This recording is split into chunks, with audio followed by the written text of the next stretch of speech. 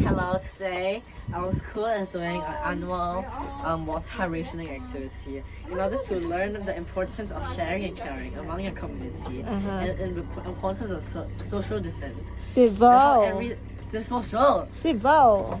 Ensure that you should not take water for granted and that water is a very valuable resource and we should share it among people that we need. So you should not just use it too much.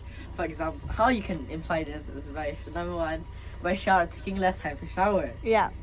Instead of spending 1 hour in the shower enjoying the water, You spend 5 minutes. spend 2 minutes. 2 minutes how to shower? So right, you in case we run out of, you put it on your shower, many others, and then you rub it hours. And then you can showering is a necessity. In the river, So it's you already like shower in the morning. It is, you don't shower in the morning.